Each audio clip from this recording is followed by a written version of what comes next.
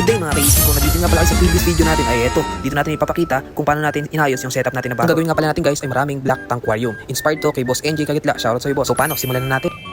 So yung mga kaisi, dapat ganyan yung maging idea ng ating setup no, ng ating project. Ganyan yung maging itsura. At ayan, sana ganyan yung kalabasan guys. Ayan. Tara, start na natin gawin. Guys, matapos na lang sandali ng pagsusukat, ayan, na-chokan na natin, okay? Bakit choke yung gamit natin? Kasi black tab to guys. So, ay, hindi makikita yung mga pilot na black. Yung red marker or blue. Ayan, kaya dapat choke yung gagamitin natin. Ayan, binutaas natin dito guys. Ayan, dito sa kabila. Ayan, yung tubig mag-flow dito. Okay, yung tubig naman dito, lilipat dito sa tab na to. At ayan, lilipat din dito. Lilipat dito. At yung submersible ang bahala magpangalan ng tubig dito guys. At yan, recycle na yan. Tara, butas na natin guys. Mga bossing, nabutasan na po pala natin ito. Ayan. Yung sa ilalim. Para sa ating automatic water change. Ayan, ito yung pasukan ng tubig dito. Ayan. So, ayan, so guys. Ayan, napakan nyo lang yan guys. Ayan, tubo mamaya. Sa yugto nga pala nito guys, o sa part na to is, ipapasok na natin yung tubing natin dito sa ating water pipe switch. So, lalagyan natin ng gaza, lalagyan na rin natin yan ng ito, okay, na adhesive para mas matibay yung epoxy natin. Para naman mas matibay yung ating tubing. Kasi once na may mag-leak dyan, tatapon lang yung tubig, masasayang, masisira yung setup natin. Kaya dapat double yung security natin dito sa ating tubings. Okay, tara start. Note mga kaisi na sobrang crucial ng mga pipings natin dahil may mag-leak lang na isa dito, mauubos yung tubig nyo sa So aquarium. yun guys, no, nilagyan natin ng konting epoxy lang tong tubing natin para naman hindi naman masyadong maging bulky. Okay, kasi kapag maging bulky yan, lalabas lang dito yung epoxy. Ayan, at konti lang, sakto lang. Ayan, tapos ikot lang natin yan guys. Tapos itong sobra is, ayan, papaikot lang natin ganyan. Ayan, di naman matatanggal guys. Matibay na yan. Wow. Gawin natin sa iba pang mga tubing natin.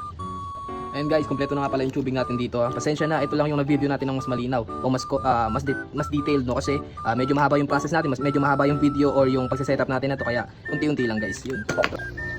Ayan, dito nga guys, no, sinesetup na natin unti-unti yung ating mga tabs, yung mga black tabs natin. Ayan natin yung ayan ang sinasabi ko guys. Okay, tinry natin lagyan ng glass yung dalawa sa ating mga tabs, 2 out of 4. Bakit 2 out of 4? Kasi dito guys di nakita. Dito kita, pero hindi na siya maging even kung nalagyan pa natin. Mas maganda na yung dalawa na lang na nasa gitna guys. At testing pa lang naman to guys, no? Tara. So guys, ito na nga, dito na nga tayo sa step na to. Ano, kailangan natin i-seal yung ilalim at yung ibabaw nito guys. Ayan, nilagyan ko nga pala yan ng ng tali para naman di matanggal o malaglag. Ayan guys. Ayan, at ito, 4 sila guys. Tara, seal natin. Ayan guys, balik tayo dito, medyo natutuyo na nga, no? Ayan yung epoxy natin. So lalagyan pa natin yan sa top para naman sure na hindi mag-leak yung ating automatic water changer yan guys. Lalagyan na natin ito yan. Okay, isin. Tapos na natin yung setup natin yan.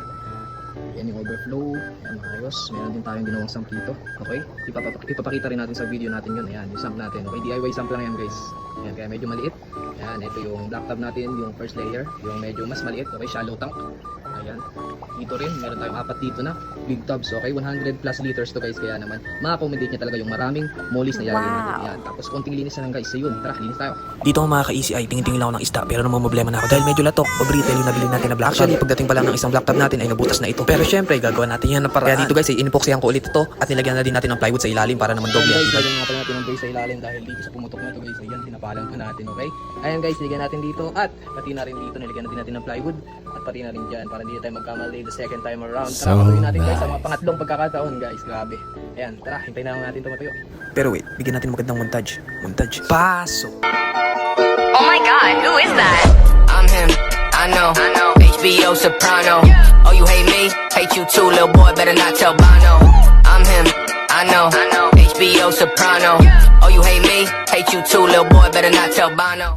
Yo, sana nagustuhan nyo yung video na yun. Paki-like, paki-follow. And share our videos para updated ka. Yun lamang, fish out. Bye-bye!